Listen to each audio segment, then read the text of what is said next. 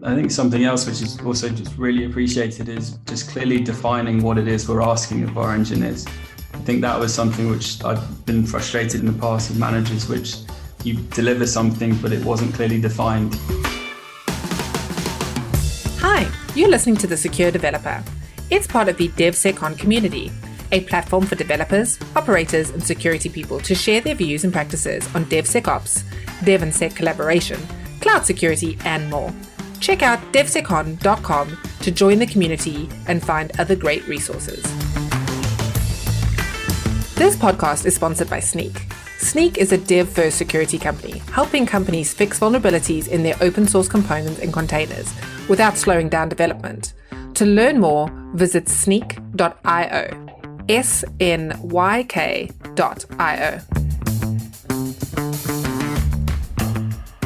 Happy New Year and welcome back to The Secure Developer. To kick off the first episode of 2021, Guy Podjary, president and co-founder of Snyk, is joined by Vinson. Nick is currently leading a team of highly skilled engineers in defining and implementing a security engineering function within Pearson, and has been driving a DevSecOps transformation for the past 2.5 years. Over the last decade, he has worked as a DevSecOps consultant, penetration tester, DevOps engineer, and sysadmin in a variety of companies and sectors. We hope you enjoyed their conversation, and don't forget to leave us a review on iTunes if you enjoyed today's episode. Hello, everybody. Welcome back to The Secure Developer. Thanks for tuning back in. I'm really excited for today's guest, who's definitely been making an impact in terms of DevSecOps in a large organization, and that's Vinson, who is the DevSecOps lead at Pearson. Nick, thanks for coming onto the show. Thanks, Guy. Good to be here. So, Nick, before we dig into transforming big organizations and what do we do there, can you tell us a little bit about yourself? How did you get into security, and maybe all the way to what is it that you indeed do at Pearson today? Yeah, sure. So starting at the beginning, I got into security from an early age and was a teenager, watching The Matrix and Neo scanning the internet with Nmap. So I got playing around with lots of different security tools. That led me into Linux. And within my experience there, I went into working as a Linux sysadmin and network admin in my first few roles. Then transitioning through to DevOps engineer as DevOps was emerging in the industry. Still with a keen interest in security, eventually going on to be a security DevSecOps consultant. And then went into Pearson, where I am now, went in as the security lead for their Kubernetes as their next-gen platform as a service for something called the Global Learning Platform. And from there, became in charge of all of the security engineering within something called the Product Security Office at Pearson. And that deals with all of the applications which we make, as opposed to enterprise security, which deals with some of the in-house supporting IT tools. And also we have a SecOps team too. That's really interesting. The path here, I guess, let me dig into a couple of words that you've threw out there in terms of team or title. So one is, you said you started as cloud security, and then you went into, I guess, your current title, which is DevSecOps. Is cloud security a part of that product security office? Is it perceived the same? How do you define those two roles in the context of Pearson? Yeah, so I suppose the boundary between application and infrastructure cloud is obviously looser than it was before, because you've got infrastructure defined as code and application teams often managing and deploying that themselves. So really, it's all treated in the same in terms of security engineering. In our team, we're a flat team and we have kind of areas of ownership and particular responsibility. So one of my colleagues, Owen, is responsible for platform security. So we still have a demarcation there, but it tends to be a very, very collaborative effort and obviously doing very similar techniques. Got it. Okay. So there's a product security office, and within that, it includes both the infrastructure security, cloud security, platform security, and also includes the security of the applications themselves and maybe the more kind of SaaS custom code. And those are all under that sort of product security office. Is that? Yeah, that's correct. And I'm curious, does product security and enterprise security, is that the other angle to it? Do they report to the same person? The senior vice president is responsible for what's called the tech assurance division, and that also includes QE. But yeah, within enterprise security, that's all the the business supporting functions. So things like Office 365 and all the HR functions and that sort of things. The enterprise security department has its own director, vice president, and same with product security, and also SecOps. Got it. Okay. So ops is still called out a bit differently. You've got SecOps, you've got product security, you've got enterprise security, and then you've got quality assurance, I guess, kind of QA still. Yeah, they're all still split out as kind of vertical functions, but there's lots of cross collaboration between the different pillars. Yeah, it's an interesting model, and I'm a big fan of that initial core split that you mentioned between product security and enterprise security. I find that to be a healthier division than necessarily infrastructure and code in today's world. So Nick, within this team, you are this DevSecOps lead. What is the primary motion or effort that you and maybe your peers are aiming for? What are the key responsibilities and goals? So our mission statement is to ensure our products are secure by design, and we're providing the teams with the tools and the knowledge they need to be able to become self-sufficient for their own security, in a nutshell. Yeah, it's a good approach. It's about making the default be secure on it. I like the sort of the core mission statement. Let's talk journey a bit. I know you've been talking and investing and implementing a fair bit around rallying the org and changing culture to have more of a security mindset. Tell us maybe a little bit of that journey. How did that happen? Maybe a little bit within Pearson, but just what were the steps in mobilizing the org? What was the state at the beginning, and how did it evolve to where it is today? Yeah, so in terms of the journey, I think, from the get-go, there was executive buy-in that they needed to care about security, and it was going to be something they're going to invest resources into solving. The challenge was knowing how to do that. So that was what me and my team were brought in to do. And we set about that by defining an engagement model, which was the set of processes we were going to go through with the teams, with the aim of training them up and allowing them to become self-sufficient for their own security. So part of that journey was initially partnering with the first set of business critical teams, which had been identified to invest this resource in because their products were going to be direct to consumer and the trust with the users and their security was paramount. So we partnered with those teams and embedded into those teams as our engineers, as fully contributing members of those teams. So we carried out what our processes were, which was threat modeling to identify what the security risks and vulnerabilities were, and then identifying what security controls we require to mitigate those risks. In the meantime, implementing our automated security testing capabilities into their development lifecycle and ensuring that the teams knew what to do with those, rather than just box ticking to say, yep, we're doing static analysis. We wanted to make sure that we were getting that feedback as quickly as possible to developers and that it had enough context for them to understand what they needed to do with it. Yeah. What did that embedding look like? So on one hand, you're talking about having the teams, providing a service to them, running it, you're using words like getting it to the teams. On the other side, you're talking about embedding in the team. What do you mean when you say embed into the team? Yeah, so it would be as if they were having a new team member, a new developer, a new ops engineer. You go through all of their onboarding processes. So as a security engineer, you're still able to make an application change, test that in the dev environment, and then push that through the CI/CD pipeline and get it all the way to production. So you would be a fully contributing member of that team. Your responsibility there would just be, from the security side of things, helping implement some of those identified security controls and act as that subject matter expert for the rest of the team to just ask questions of, for example, say they wanted to ask for some advice about a particular issue. You go to you as the SME and you'd be able to add something which would then feed back into an AC for their user story. And how is this assignment temporary? Is it permanent? Is this person basically now assigned to the team and that's their manager? How do you think about when does the embedding end? It really depends on the team, to be honest, and how they're resourced. There's some projects where, yes, until that changes, there is a permanent member or members of our security engineering team embedded within them. But others, especially the smaller teams, it wouldn't be a kind of efficient use of resources. So we have an engineer acting as a liaison between multiple teams. They might not be attending all of the stand-ups and planning sessions, but they'll be going to them when they'd be needed.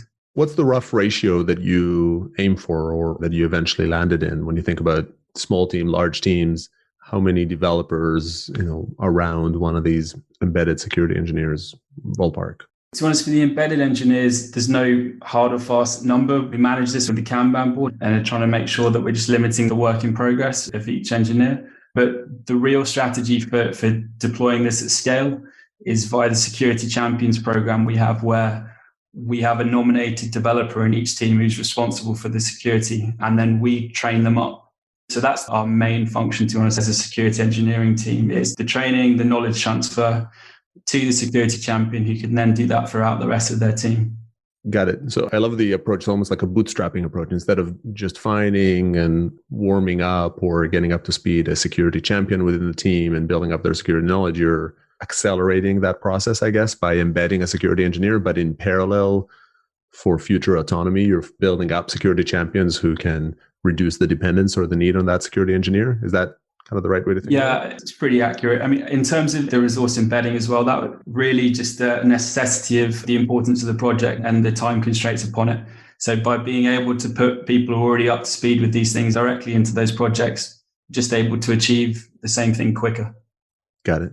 So this embedding sounds like a powerful way to get the DevSecOps motion, or, maybe get more security embedded. What are some other steps needed, as you're spreading security through the org and the dev team? I think one of the biggest challenges we've got is both key stakeholders in the tech org and the developers really appreciating the importance and value of security.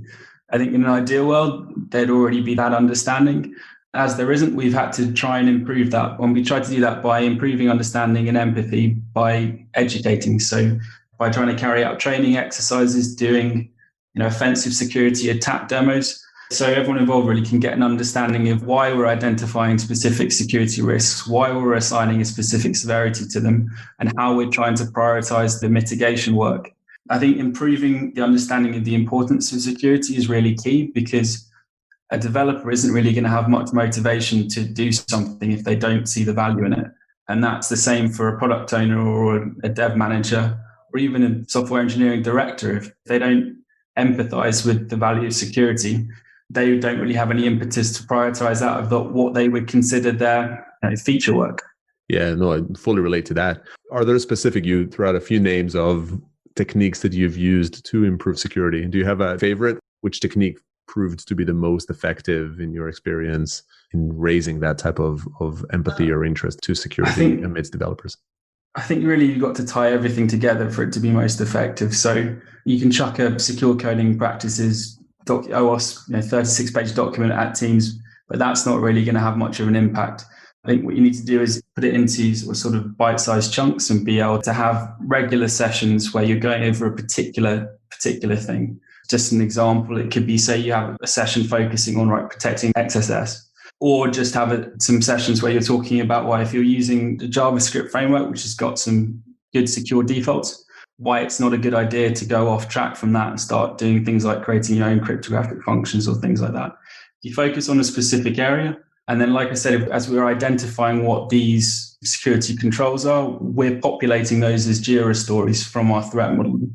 So we want to put as much information and context into those stories as possible. So we link to our training material and also link to any attack demos we have. So they get kind of it from both sides. They can see the actual training material and a demo of it in action, really. That's a good investment. It's almost, I'm tempted to kind of wonder whether at some point you can publish some of those elements for others to even consume. So when developers get offered all this great content that you've created, how have you seen the take-up of the pickup by developers? There's oftentimes a lot of cynicism around, yes, you can create this sort of great insights and views, but developers won't care. They will just sort of seek for the minimum versus the maximum understanding of the issue. What has your experience been? I think before we tried to link it all together, it was more challenging to get the enthusiasm, because it just seen as us creating a backlog of security items. Although we tried to make that as easy as possible in terms of having them all already prioritized, enough context and clear ACs in there, we would also provide assistance via our security engineers to help implement it. It still felt like we're injecting a body of work, and the enthusiasm to implement that wasn't that high. But since we've been delivering regular training and attack demos to our Security Champions program, we've seen the enthusiasm for that increase dramatically, and with the willingness of developers to nominate themselves to be security champions too. I think in particular, the offensive security attack demos have gone down really well. Okay. Yeah, it makes sense. It's about having that visceral feeling of what it means to not do it correctly. I want to drill a little bit into this Security Champions program. And it's definitely a recurring theme, that's grown adoption. I'm a fan. What are some principles? You've already alluded to a few, you're using them apparently, it seems, as a destination or a group that can get these types of trainings or sessions. What are some other descriptions of the program that you have? How does it manifest? What does it mean to be a security champion? The first thing really is the baseline requirement is that, needs to be a contributing member of that development team. So it's not just something you can bring someone, external and just put them in there. They'd initially need time to onboard as a new developer. So ideally, it's already someone, an existing developer on that team first off. Otherwise, we have a regular cadence of team meetings where the SAEs can get together, discuss any particular issues they have. And like I said, have a regular forum where we can do random ad hoc demos and also encourage anyone who has anything, whether it's an SAE or one of my security engineering team, to go and demo anything they feel is interesting. It's definitely something we try and foster and encourage as much as possible, which is just any collaboration, because that will just helps organically raise knowledge across the board.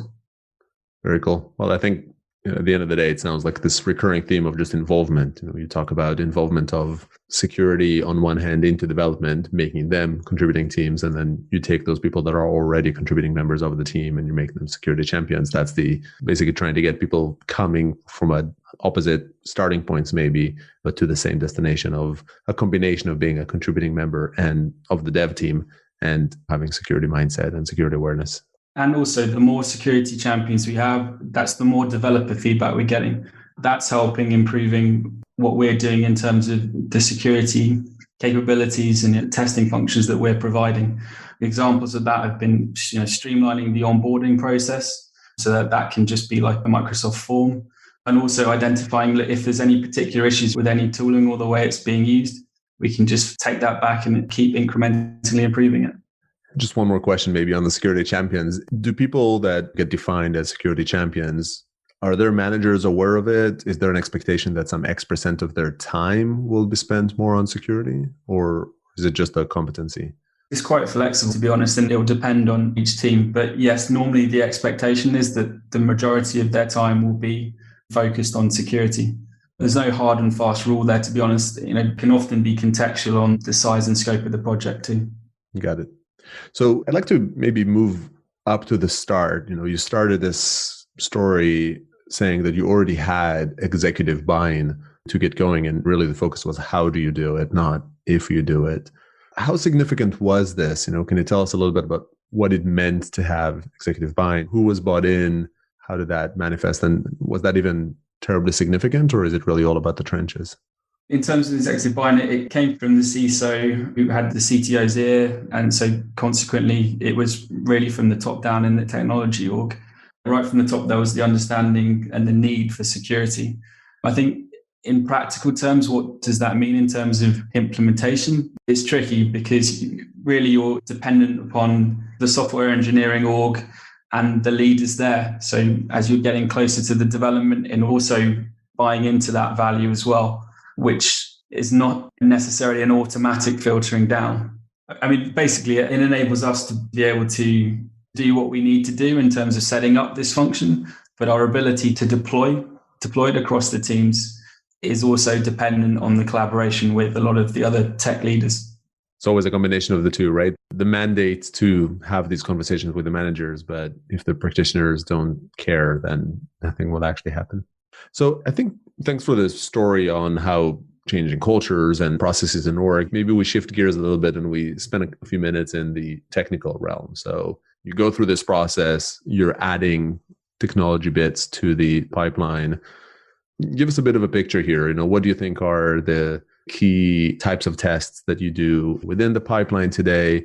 And maybe we go from there a little bit to what are some of the bigger challenges with Indeed, what's already in place? Yeah, I mean, obviously it will have some degree of influence depending on what the tech stack of the team is, whether we're using container scanning or not. But across the board, mostly it will be doing some form of secret scanning, some form of static analysis of the actual code base, dependency, vulnerability scanning. Then, yeah, like I was saying, depending if the container is the build artifact, running container vulnerability scanning. and then down through to DAST running in the test environment. And again, sometimes on each environment, we might be putting a RASP agent in there. And yeah, so that kind of generally for the application build and deployment. For the infrastructure, we'll also be running some static analysis on the infrastructure as code. And potentially there might be smoke tests for the environment provisioning, which might include some security. Again, it would probably depend on the team. So some of these, the choice is pretty obvious. If you're using containers, you need container scanning. If not, you don't. But some of the others, like RASP, for instance, are more of a choice. I mean, can you share some of what drives the decision to yes or not use, for instance, RASP? There's a couple of reasons for RASP, and actually wildly different depending on the environment. So one potential use of RASP is, say you've got a legacy environment and a legacy app, which is difficult for you to patch because there might not be a software team, a development team there anymore. Mm-hmm. That's when RASP can potentially help you. But the way that we predominantly use it with our projects is we find it can be because it's got instrumentation built into the actual application, it's much likely to be better accuracy in terms of potentially blocking necessary functionality. So sometimes we treat it as a kind of also improved WAF, but we'll still have WAF in there at the front end, but it just means that we can be less granular and on the front end and not risk blocking actual required functionality. RASP indeed has been sort of the promise of a better WAF for a good while. I guess there's always been some promise to it and some challenges involved. There's definitely still challenges. I mean, to be honest, there's a lot of security tooling in general, I think still has a long way to go in terms of maturity. And especially as lots of big companies now with lots of resources, and stability and performance still leaving quite a lot to be desired in some cases. Yeah. So what are some examples of challenges? I'm sure, this work never ends and you're dealing with many different variants of it. But, give us an example of maybe a top of mind challenge that you think is more, we need to figure out a better way to handle it. I think a common one is the triage and review of the scan results and being able to understand what to do with that. Often that was a kind of traditional feigning of static analysis where you'd require a very knowledgeable and experienced application security engineer to actually go through and determine what was a false positive, what was genuinely exploitable, what wasn't, and then turn that into a body of work for the developers to address. That's an inefficient way of doing it. You really want the results to be as easily consumable and as accurate as possible, which is something that we've been doing as we've been looking at our SaaS tooling and migrating to different offerings which are more developer friendly. Yeah, I mean, definitely this notion of separating the signal from the noise, I think, has been one of the key banes of existence for SaaS, especially maybe alongside performance has been, maybe the top ask. And how, maybe flipping it around a little bit, what's your favorite trick or learning that you have in terms of actual application, something that now that you know it, you think everybody should be doing it, and how they apply tools, how they choose tools? I think how they choose tools, really, it just requires a good quality evaluation where you're able to just get a good means of comparison and actually tested it, because ultimately, until you've actually implemented and got some data, you really don't know what the potential pitfalls might be. I think the general best tip you could have is keep it simple.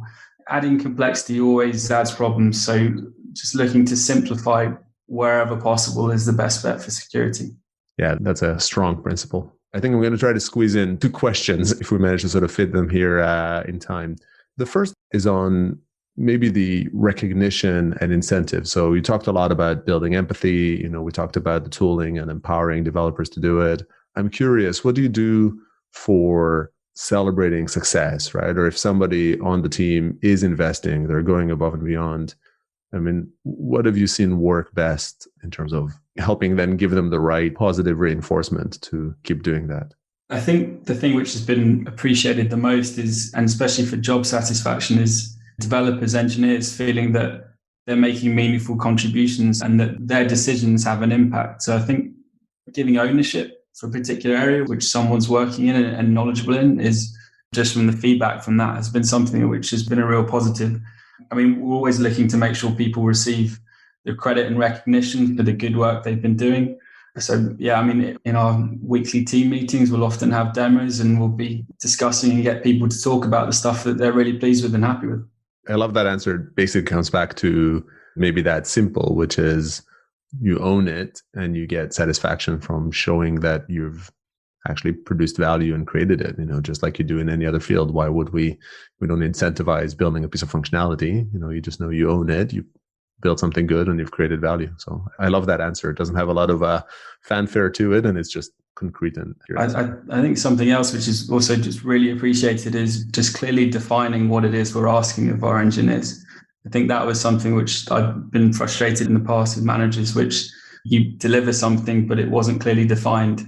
So you get, I was expecting this. So yeah, always making sure we've got clear ACs and requirements before assigning any tasks. Yeah, super great advice. So Nick, I'd like to start a new tradition with you as we go through it. I'd like to change my closing question that I've been asking in these different episodes and ask you, if you think ahead 5 years out and you imagine someone doing the job that you're doing today in 5 years, what do you think would be most different about that future person's job compared to what you're doing today? I think, or I hope at least, there'll be actually less need for dedicated security engineers. And it'll be something that developers take on a lot more of this responsibility themselves, and it becomes more of their day-to-day activities. Similar to the way that it was for QA, with developers writing their own tests, TDD, and also from ops activities where developers are responsible for building and maintaining their own CI/CD pipelines. But I hope that's going to be a similar case for security activities. So developers and teams are going to be much more able to do their own threat modeling, their own security testing, and being able to easily interpret those results and carry out those security processes to create merge requests for security updates and carry out a lot of those activities themselves. Yeah, well, that's awesome. I'd love to agree and sort of see that. I do think that's the trajectory. What would you think then the person wearing your hat, assuming, does that role go away, or what would that sort of future clone of yours be doing then? I think it might look similar to how it is with QA, where you'll still have a lead, you'll still have someone who runs that department. But instead of having manual testers integrated into every team, you'll just have a QA automation lead who's kind of coordinating activities, making sure that's working within a good framework. I think that'd be similar to this for security. And I still think you'll have security teams, but I think that the security engineers will be able to spend their time researching and also facilitating training. But I think just less hands-on day-to-day, just specifically in projects to be making security changes. Yeah, perfect. Well, Nick, thanks a lot. Thanks for coming onto the show, for sharing this sort of great insight about the journey, the learnings for it. Thanks for coming on. And thanks everybody for tuning in. And I hope you join us for the next one. Thanks for having me, Guy. Thanks for listening to The Secure Developer. That's all we have time for today. To find additional episodes and full transcriptions, visit thesecuredeveloper.com. If you'd like to be a guest on the show or get involved in the community, find us on Twitter at @DevSecOps. Don't forget to leave us a review on iTunes if you enjoyed today's episode. Bye for now.